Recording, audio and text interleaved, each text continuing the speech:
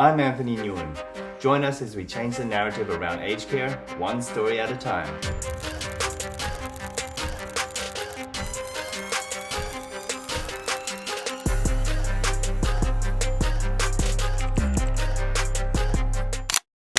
Nice. Welcome back to the Pioneers in Aged Care podcast. Here we have David Moran, the CEO of Southern Cross Care, South Australia, Northern Territory, and Victoria. Thank you so much, David, for being on the podcast. Really appreciate having you on.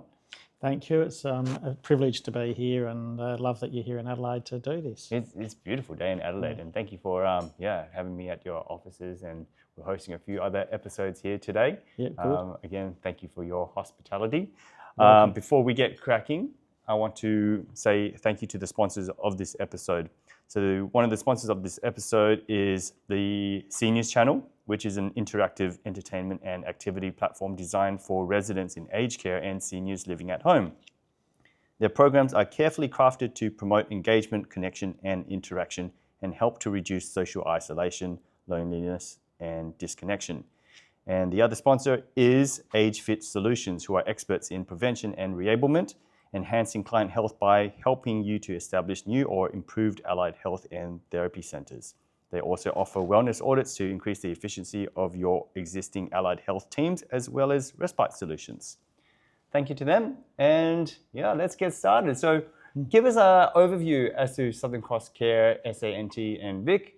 We'll start there and then we'll dive deeper into the conversation. Sure. So, so Southern Cross Care, we started in Adelaide. So we're very much we're a South Australian entity, started in 1968. So we're getting on a bit as an organisation. And started by a group called the Knights of the Southern Cross, which are basically Catholic lay people that wanted to provide affordable housing for the community and a service. And that's how we got started, and then rolled out doing a whole lot of affordable housing in the 1970s, and then that led into needing aged care, so developing more into the aged care space, and then into home care as that came in, and then doing more modern retirement villages. So where we are now, we'd have about 40 retirement villages covering close to 1,600 units, and that's predominantly in Adelaide, but we have over 400 units now in Melbourne, and then we've got a village up in Darwin as well, included in that 1,600 number. We have 17 nursing homes, so 16 of those are in Adelaide, one in Darwin, and they're varying sizes from 40 beds to 170 beds, so we've got a real mixture.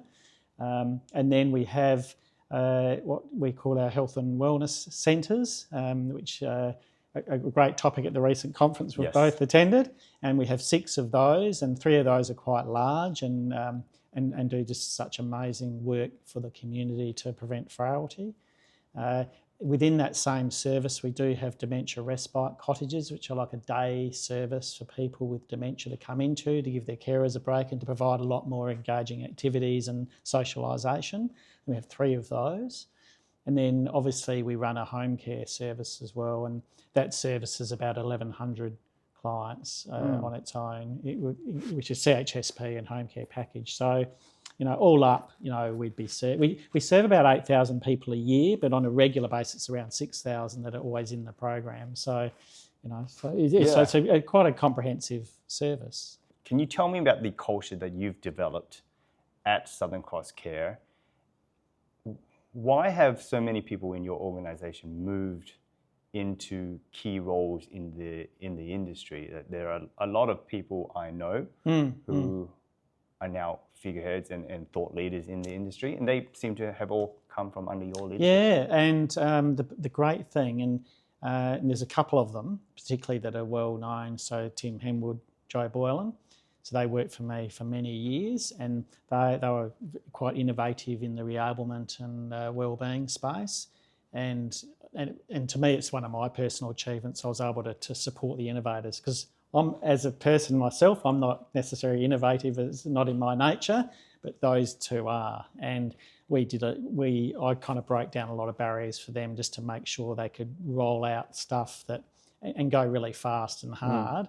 and they did that. And so as a result, we've got a world leading reablement and wellbeing program through, particularly through our home care service and through our residential aged care service. So where we try and prevent frailty, reverse frailty where we can. And the interesting thing about that is we've got this thing called Better for Life. So now, and I've been a key driver of part of this culture around Better for Life because it came out of the work Joe Boylan had done in healthy ageing and the work that marketing had done with clients around getting a marketing line years ago for the organisation, and they married. So this Better for Life came as a result of a lot of consultation with residents and clients, combined with Joe's work around healthy ageing, World Health Organisation type health promotion. Yeah. And then it really married in beautifully to Better for Life as the mantra for our organisation. So now our strategic plans, Better for Life is a key part of any strategic plan. We have a Better for Life framework. When you look at it, that's Southern Cross Care, and Better for Life is in the middle of it. And so it means for staff starting, I see every staff member that starts in our organisation because we have welcome days. We had one yesterday. I had to rush out yesterday to that conference and come here, and I just give them 15 or 20 minutes and say, there's one thing you get out of my presentation. We exist to make people better for life. So when people come in to our organisation, that's our reason for turning up. You meet everyone who comes into the organisation? Yeah, well, if they turn up to our welcome days, I do. Yeah, absolutely. How many people altogether in the organisation? We've got 2,800. Okay. So, and then you get turnover, and not everyone can get to them straight away, but we absolutely want them to come to a welcome day, and that's where they get to meet, all the executives get to present, and then they meet some of our own suppliers at lunchtime and all of that, so we can help them with things. So, we need to get in front of them so they can understand what our organisation has come from, what it stands for. And this Better for Life, the engagement in that has just escalated. So staff work for us because of that, because, and we do live it. So when you go to our, it's particularly our homes, and you see it through our arts programs and our gyms and all of that. So they're good places to work. They're more fun. They're more engaging. And for that Better for Life culture, and look, you're from the WA. I barrack for a team called Port Adelaide, and we exist to win premierships. Not that we will for another 20 years, and I say that to the staff. But we exist to make people better for life, and that's our role. And even if you're not making them better, if they're not too bad, you want to maintain their function and actually add value to their life. So, and that Better for Life is a code for healthy ageing. And having that sort of induction on their first day to meet the executive leadership team or everyone in the organisation, I guess that's an example of what you mentioned before. You broke down barriers for Joe Boylan and Tim Henwood to achieve their full potential.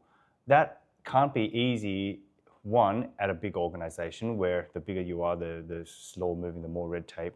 Yep. Two, in aged care, it's not really known traditionally as a fast moving industry. It's getting better in the last 2 years. Amazing, on the right track. Yeah. But can you talk me through what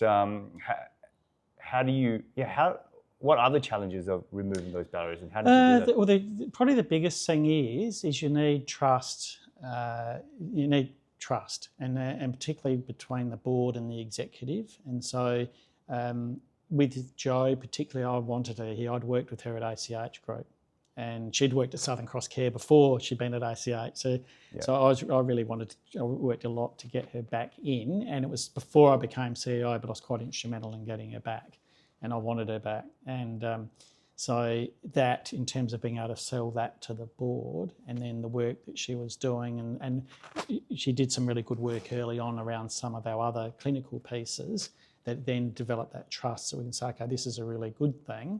And we did have older day therapy centres, and there was going to be something that happened. They were either going to eventually shut down, or we'd have to do something crazy with them. So we were up to fit bit with the crazy. She got to meet Tim Henwood. He was doing the Bernie Bray stuff up in Queensland, and said, we've got to do that here.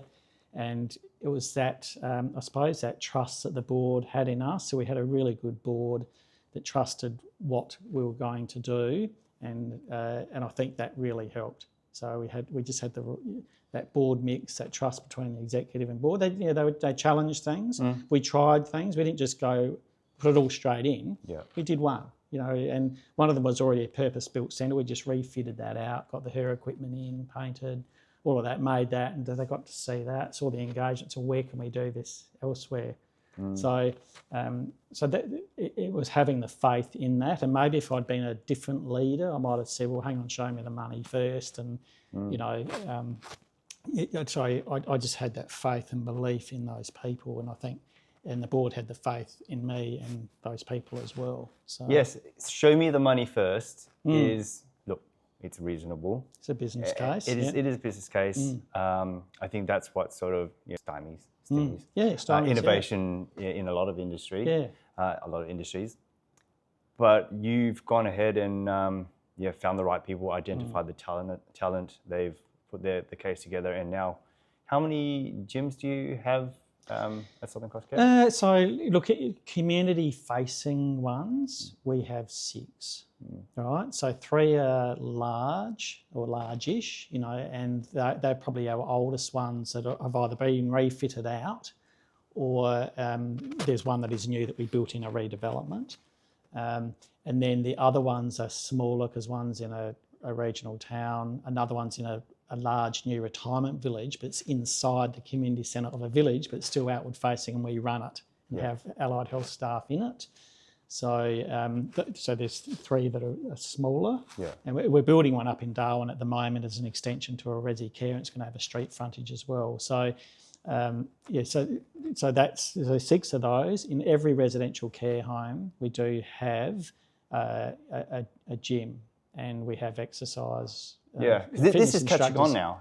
People are, especially as reablement becomes a bigger theme, other aged care providers are to build. And we've been doing it for years. You have, exactly. So it's actually embedded, in terms of what we do. And in fact, if we had to change it, in the New Aged Care Act, there's parts of it, particularly in the resi care space, that make it, the funding doesn't really pay for the allied health piece, and that makes it really hard. But if we had to pivot out, it'd be pretty hard because we've got it that entrenched and embedded, and we've got staff that believe in it too. That's the thing. They want to come to work for us because we do this bit differently to others, and we believe we do, and we see the evidence of it. As an employee, what are the benefits of being part of your organisation? We've done a lot of work around our employee value proposition, and in fact, we had a lot of stuff originally, but it wasn't packaged up. Now we packaged it up, and it's called a Be Well program. There's a bee that buzzes around, and you might have seen it when you came in, And it so what they do in HR is try and find some tangible benefits for staff around shopping vouchers, discounts, cheaper insurance. We've got alliances with banks and credit unions, and they come to our induction day, actually our welcome day. So we have some of those suppliers there, so they can kind of get to meet them, and it might be around wills or legal advice and all of that. So we try and have some things that are actually tangible that'll help people with them and their families, because usually they've got young families, our staff. So that is quite a significant benefit here. We do that quite well. I'm sure you try to pay them as much as you can, but making their dollar go further. So and obviously try and with our workplace as well, we do try and do things, like around cultural days, and we try and make the workplace more fun, and even when you go into our homes too, in fact they're more fun than anywhere because they're just doing it. So I think the places when you come to work for us, we actually have quite a big lifestyle team in every one of our homes, probably more so than the rest of the sector. Our minutes are a lot higher. And do they get to use the gyms? They can if they want to. You're always battling work health and safety on those things, but and look, to be honest, the people that are working in the homes, they're that busy and got their lives, and they're working around their family life, so that's pretty hard to. We tend to have residents that want to use the gyms outside of hours, so which is another thing that we deal with. But so I think those staff benefits is about the culture coming here. That's a big piece for us, a really good reason to come to work, and I think we kind of articulate that well, and they believe it and they can feel it. And then obviously those tangible benefits that are in our employee value proposition, which is pretty well articulated, and we try and articulate it to them so they actually know about it and take advantage of it. Yeah. Because, sometimes organisations have it, but it just gets lost somewhere. So we've kind of got that all really well packaged up now. And we do promote it through our weekly newsletters online. Tell me about your journey into aged care and how you landed up as the CEO of Southern Cross Care. Yes, okay. Well, I never wanted to be a CEO, and I don't think I'm a good CEO. But anyway, I was interestingly enough, I was a property valuer. I was a humble property valuer, and I was working for a building society that became a bank, and they happened to own a lot of retirement villages. So they owned 9 in Adelaide, 5 in Queensland, and they ran a lot of others. And so a lot of the VIC villages, I was involved in them at a point in time in the 1990s. So what happened, I was a valuations manager. They wanted to promote me. I didn't want to go into business banking, and this opportunity came up in their retirement village arm. And I'd been to a conference in the late 1980s where this American fellow that ran our American arm of the bank for the retirement villages that we ran over there got up and said, the baby boomers are coming. And he put up the maps. I thought, so it made sense. So when I was there, I thought, maybe that's an area I can really get into. And being a valuer, I'd gone around to a lot of the villages. So I'd met the managers, I knew them. I was going into units of older people, and they'd say, look at the heater I've got in here, does that add value? So I was getting to meet residents. So it was a natural fit. I was the youngest of 12 kids. So my parents were a lot older. So I just was really comfortable and used to talking to older people that were a lot older than me, So I think that's why I was comfortable going into it. And then so I moved into the retirement village area, got a baptism of fire, because you do annual meetings, and older people in annual meetings tell you what they think and really go after you. So it gives you a thicker skin. I eventually then moved to a listed operator that was based out of Victoria that had a lot of low care, and they were very good marketers, and they were called Prime Life, and that became Lendlease, which are now Keaton. And so I kind of was involved in their villages over there for a period of time. Moved to Adelaide Bank again, because I had a stint there. Came back to Adelaide Bank as a business banker for a couple of years. I went to ACH Group, who are a large, innovative not-for-profit in Adelaide, and they certainly were innovative back in those days. And then came to Southern Cross Care. And I always wanted to work for Southern Cross Care, because it was probably the only operator I knew growing up, because I grew up a Catholic, and I didn't really know much about operators, but I knew who Southern Cross Care, or Southern Cross Homes as they were back then. So I always wanted to find my way to Southern Cross. Not wanting necessarily to be a CEO, but I said, if I am a CEO, it has to be Southern Cross Care. Yeah. So, but I didn't move here to be the CEO. I actually moved here to do more retirement, housing and property work, and you kind of became a deputy CEO here, and here we are, And interesting, home care, got a bit of exposure to that at ACH Group, because they're a large home care provider. So, so I've kind of had a real mix of experiences coming into Southern Cross, which provided the whole lot.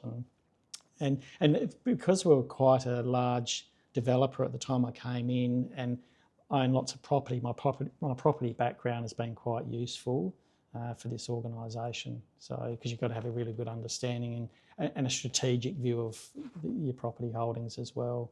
So, yeah. What I'm about to say isn't to downplay your talent, your skills, your expertise, but you really, as you speak, I'm getting a picture of you as a human, as a person. You're a champion of people. You're very humble. You said you're a terrible CEO, which is like true. No, but obviously you have what it takes to get to this position. But you're more than happy to surround yourself by experts, absolutely, and the best people. Everyone knows better than me, and I'll get asked if I'm just a CEO, but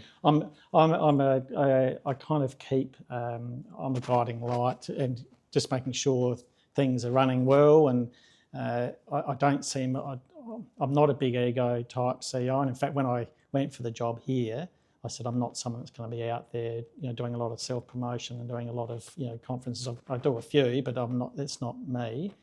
And I appreciate talking to people on the floor. Yeah. You know, so when I go to a home, I talk to the maintenance people and the care workers and stuff like. And sometimes I just go to the homes and I don't tell them who I am. So if they haven't, if they've been there for years, they may not sometimes know me, and I'll have a chat to them, and then I find out later it's a CEO. I know. I was about to say that. I was about to say, if I was at a conference, if I didn't know who you were, because I see you walking around and you just tapping people on the back saying how you going. You just whoever's in your radar, whoever's in your field of vision, you're just chatting to them. And then if I didn't know who you are, I'd be surprised that you were the CEO. Because and they do. People say, "Are you the CEO?" And they go, "Oh my God!" So it doesn't change anything. You know? So we used to have a cleaner that used to come here all the time. I'd chat to him about the cricket, but he didn't have a clue. And he didn't have a clue. He came, he said, "You're the CEO." I said, "So what?" So it doesn't mean anything. It's what I do for a living. So what you're doing is just as important as what I'm doing. So we'll retain. So, and it's probably the way I've been brought up, because when you're one of 12 kids too, there's no room. I was going to say, where did that come from? Yeah, and my dad was quite a high profile lawyer, and he was the same. Like, he basically said, everyone's equal, and he was more comfortable talking to the clerks than he was talking to other QCs. So, to me, that humanity, you do need that, and when you're talking to people in residential care and retirement villages, it's a microcosm of society. You get all different types, and you having this, you can't pretend you're better than someone else. We're made equal, and that's what it is. And you've got to have that level of humanity if you want to work in the sector, I believe. So, what's on for the next 12 months? What are you excited about? Am I excited? Actually, I did a video for the staff and pretended I was really excited for the first 6 months of this year. So we've got some great things going. We're really up for the Aged Care Act changes, and we're thinking, going, hell. So, because everyone in the industry is tearing their hair out. But to us, we just got to get on with it, and that's what we're doing. And I think, for me, the next 12 months, what is exciting is still to be able to look at things strategically that we want to do going forward over the next 12 months, which is hard because we're trying to embed changes to the Aged Care Act, but saying, okay, we want to look at our next opportunity, because we are looking again at potentially building a residential care home again, which we haven't done for years.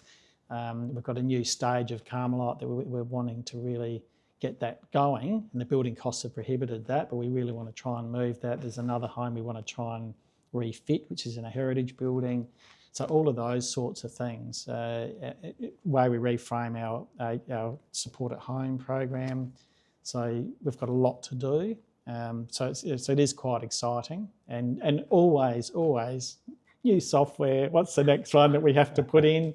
Because you always do it in blocks, and others get left behind, and so there's a lot to do. Yes. But it's also just making sure we've got our eye on that strategic piece, which is, for the future, not just about the here and now, which clearly our teams are working on the here and now to get through these changes. Yeah, it can be very natural to, like you said, tear your hair out and have a lot of anxiety. And there is a lot of stress when big changes come.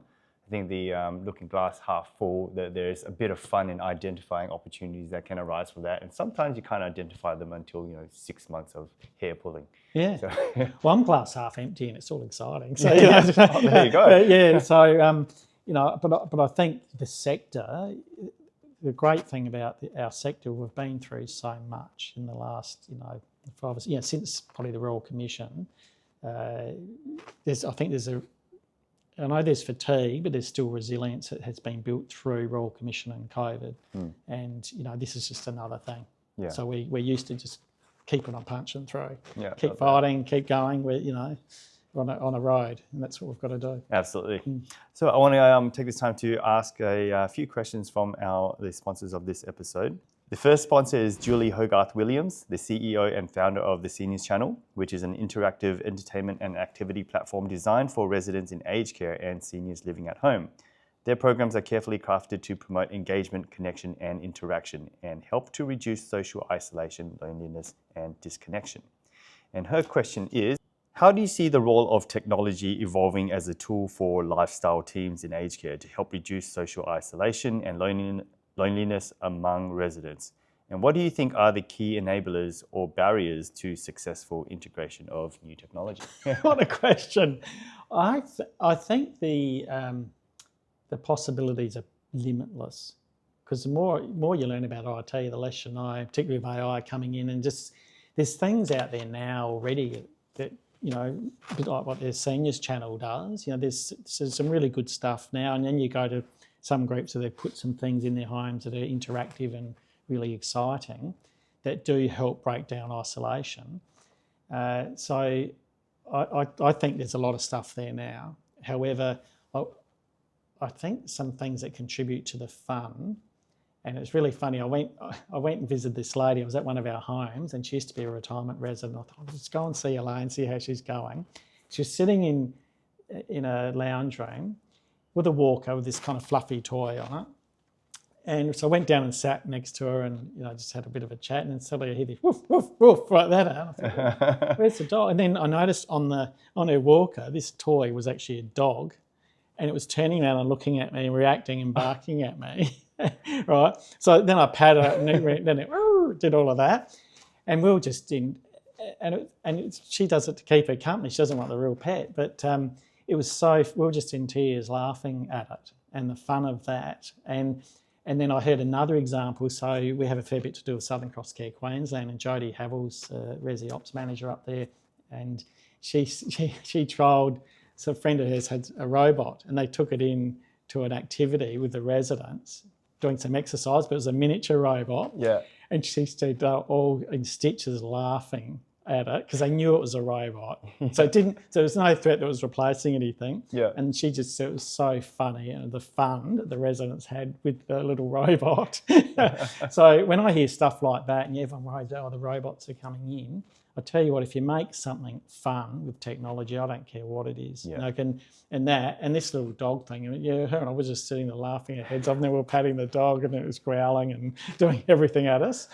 And, you know, so I just think, I think your second part of your question is, you know, the enabling and the barriers, and that's a hard nut to crack, because it usually kind of gets down to money. If it's technology that's linked to some form of system, then you're dealing with, you know, IT, and if there's any privacy or, you know, issues, and which is hard now, even when you're looking at, you know, interactive technology in rooms, and, you know, when you've got kind of monitoring surveillance device legislation, that can be a real barrier to that. So you have to kind of work your way around that, because that means invoking permissions from staff and people that walk in the room and all of that sort of thing. But I think that'll go on steroids, all of that, because that ability to interact from the room and have really great technology to do it, so you can any time, any minute of any day, that the people can connect up and talk and not have to themselves drive it,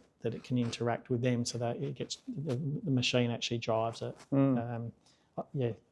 Is there any technology or any innovations, inventions, anything out there that you've got your eye on to sort of implement for a problem that you're sort of dealing with, or if not, just anything else besides those robots, anything else you're seeing out there where you go, that's pretty cool? No, the thing I'm excited about isn't, I don't know if it's I was in Singapore recently. I actually mentioned it at the conference yesterday, and I just wish the Australian government would do something like this, because I keep calling, and I've said this publicly, they need to incentivise people before they hit frailty to stay out of frailty, because they can. So you talk to Tim Hamilton, he'll tell you all about that. You can do strengthening and socialisation, all that, to keep yourself out of physical and mental frailty. And the government needs to incentivise, because people just won't do it until sometimes it's almost too late, or they absolutely have to. We need people to engage in that early, and the way to do it is incentivise, and the government needs to do it. So Singapore, fantastic, because they're invested in their population, because they're the landlords for most of their population, and they really understand the health of the people living in their apartments. And so they've got this SG65 app.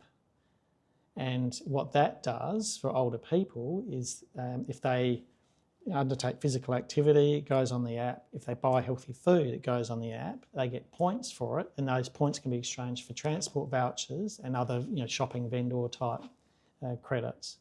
Oh, right. Just fantastic, So sort of like monetizing, gamifying healthy behaviours. Yeah, your healthy behaviours, but incentivising, and really, it's like the tobacco industry, how they really punished, with excise. And you're thinking surely they could give a benefit in a pension if you stay out of frailty and you get measured by the doctor every year for frailty. If you get extra money for that, why wouldn't older people do it? Because it's extra money. Yeah. So and tax breaks for those with money or other super incentives. So they should be looking at things like that really motivate, because motivation is the hardest piece to crack in wellness. It's actually not about setting the programs up. It's actually getting people to engage in it. I've never been to a gym. Why do I want to start going when I'm 75 or 85? Well, you need that. There's got to be something that motivates you to do it. So I think the government has to play a key role in that. And if they can prevent frailty, the benefit on the health system and the hospital system will be absolutely huge. But I think it's going to be driven by the government.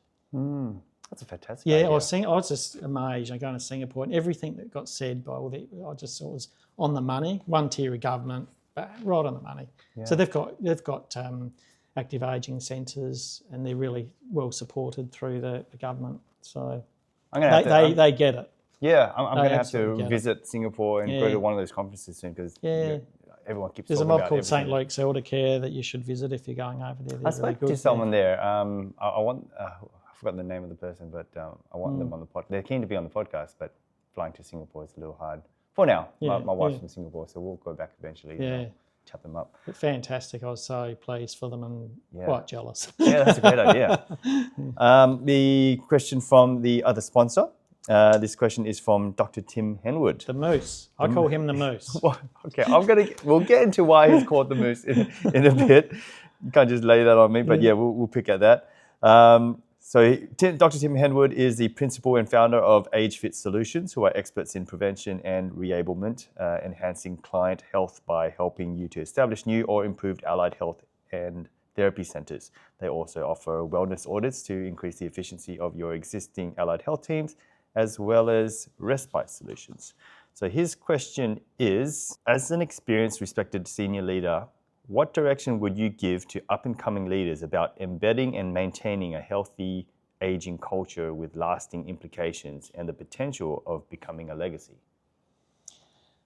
I think the first thing is, before you embark, you've got to make sure that the staff cohort you're working with on it believe in it and can see it. So you'd need to probably take them around to places that have embedded it in, so they can see what good looks like.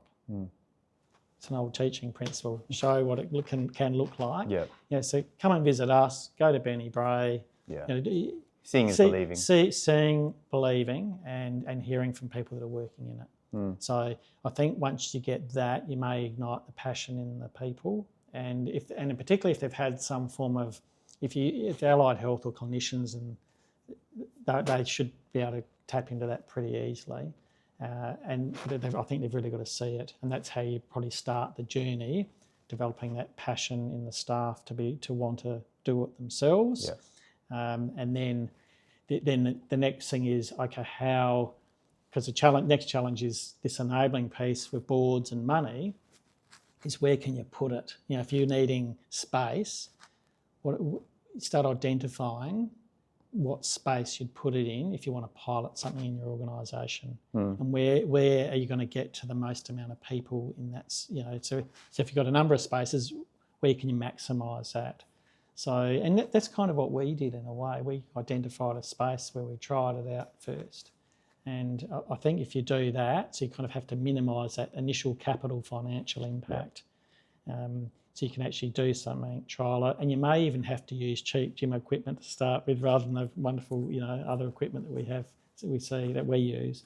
So, but weight is weight. Sometimes it doesn't have to be fancy. Doesn't have to. Just has to be safe. Yeah, it has to be safe. So I think you need to work out that sort of plan to develop the passion for it, find an area where you can try it and do it and start getting practiced in it. And then once that happens and you develop the confidence as an organisation to do it, then you go further. Now I want to learn a bit more about yourself, but tell me, why do you call Tim the Moose? The Moose. So, and he doesn't mind me saying this.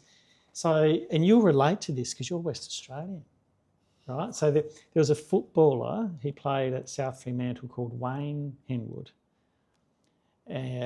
Probably before you were born. But his nickname was the Moose and the surname Henwood. Okay. And he's probably twice as tall as Tim, but same face. Yeah. So okay. I said, the Moose, whatever. And we looked him up. I said, you look very similar to Wayne Henwood, Tim. Well, Tim is built like a moose. It turns out Tim was from the same suburb in Perth. So this guy was around Freo and Tim grew up there. Oh, right. So if we're trying to work out whether they're related, he's gone and asked his dad and everything. So anyway, Wayne Henwood moved to Glenelg here and played football for Glenelg, and then he ended up at the Sydney Swans. So so he did Perth, Adelaide, and then into the AFL world. So when Tim and I got talking about it, so the Moose is stuck. So I call him the Moose. Jason Eldering in Queensland calls him the Moose. We call them the Moose centres. Now. Well, now that you've said this, anyone watching this podcast, if you see Tim, you just refer to him as Moose. So let's dig into you. I want to know, you mentioned you're one of 12? Youngest of 12. Youngest of 12. 6 boys and 6 girls, yeah. Did you get piled on, or was everyone treated as a baby? No? Okay. No, interesting, with the girls you get kind of babied, and with the blokes, I get best of both worlds. Yeah, you got the best of both. What's the age gap? 18 years between the oldest and the youngest. Wow, okay. Yeah, so no twins or anything like that. So Mum had 6 under 7, so she had it really hard, and back in the late 40s, early 50s. So she was just a very stoic woman. Yeah. Was that the best childhood ever? Yes and no. We probably didn't have much. Even though Dad was a successful QC, he's having to bring up 12 kids. Mostly we went to private schools or Catholic schools. So we never had much in the way of materials, but we had everything we kind of needed in terms of the basics, and had a house with a big yard. We had a full size kind of cricket pitch in it, and it was. And back then it was a lot freer in terms of moving in and out of home, around the place and in the streets, and you could all play cricket without needing to invite anyone. So and grew up kind of in what's a working class area, which was Woodville. So there's a Holden's factory. So we lived by the Holden's whistle. So you'd hear that go off at 7:27 and 7:30. I was at the local Catholic school. You'd hear it for lunchtime, and then when they knocked off at 4. So we lived by the Holden's whistle, and hence is why I barracked for Port Adelaide Football Club, because they I grew up in that house that was built by the founder of Port Adelaide in 1870, and our house got built in the late 1870s. No way. Yeah, so not that all my family are Port supporters, but so it's a big old house. And I went to my high school was at Ross Trevor College, which is in the eastern suburbs. So I used to travel kind of an hour and a half to school every day. So I kind of had, as a mental map, I had the west and had the east. So it was quite a broad kind of upbringing in a sense. Are any of them in aged care or healthcare? Yeah, actually the brother above me, he works for COTA, so he's like a care finder. Yeah, and then his wife works for ACH Group. She's a dementia expert there, David Moran. So we've got so we do have some family, but not all. So. I feel like I've interacted with Teresa but I didn't make the link with the surname. I should have. Yeah. So interesting. So growing up with it was an interesting area because there was some housing trust areas, so it had a rough element to it, and then going the eastern suburbs. So one of my best mates growing up was the chair of the Sydney Swans, Andrew Prudham. So we went to school together, did the property course together, and he's touted as the next chair of the AFL Commission. So had kind of a very wide-ranging exposure to different people, which I think's helped in this job. Yeah. And what would you like to share about your personal life, whether it's family, hobbies, interests, when you've got time outside of work, time to yourself? anything you'd I like don't to share? get too much time to myself, but yeah, look, I've got 3 daughters. 2 of them do Irish dancing, so that takes us around to different, they call them feshes. They're like a dance comp, and occasionally we'll go interstate for those, including your fair city. We've been there and the kids loved it. A bit of an AFL football follower. I followed Port Adelaide in the local league and then followed them into when they became Get the power. face paint? Huh? Yeah, no, I'm a pretty quiet supporter. I just sit there and watch and steam. And then, so football I can get talking about and not shut up. Yep. And I love music. So I grew up, played the piano growing up, taught myself the guitar, but I'm not good at any of it. And I sing in the car occasionally. I'll occasionally get up into the nursing homes and I'll join in and sing. I was up at Pearl and had to sing a Christmas carol with their band because Pearl up in Darwin, they've got their own band called the Pearlers. Okay. So you got to sing something for us. I said, well, I'm not singing Jingle Bells. So I tried to do the Bing Crosby version of, I'm trying to think what it was now. It was... Rudolph the Red-Nosed Reindeer. So it was. if you went to a karaoke bar and you had to pick a song quickly off the top of your head, which one would you pick? My go-to used to be In Excess. So I used to do, so I could do some In Excess songs because because I learnt the words in the 80s. I remember the words to them.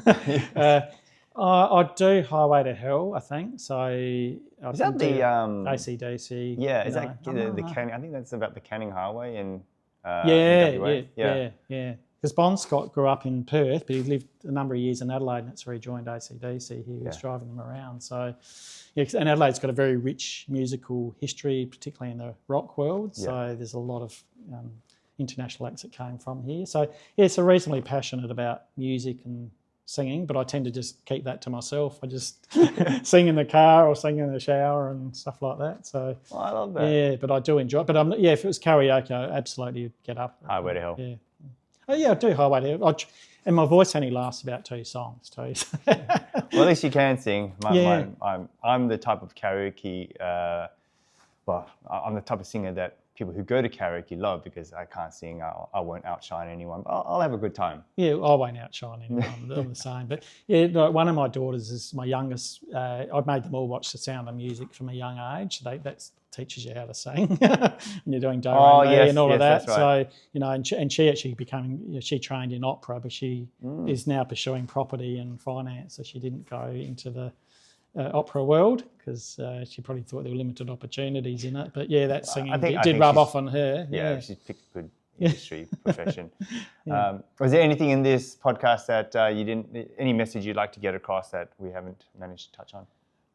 I just think we've touched on the humanity piece, and I just think the number of stories that you kind of gather along the way that are important, and it touches staff and it touches residents and clients. So actually at this conference the other, this lady came up and said, I just want to let you know, thank you, my dad passed away and then she said the dad's name, and I'll say his name was Rob Locke, and he had everything thrown at him, but he was there because one of his relatives was in one of our care homes, so he used to volunteer with us, but he was actually pretty sick himself. He'd been through a whole lot and could barely walk. We put him in the health and wellness centre, and he shuffled. He reminded me of Cliff Young, that guy that used to shuffle. It was before your time in the 1980s. Maybe. He shuffled across Australia.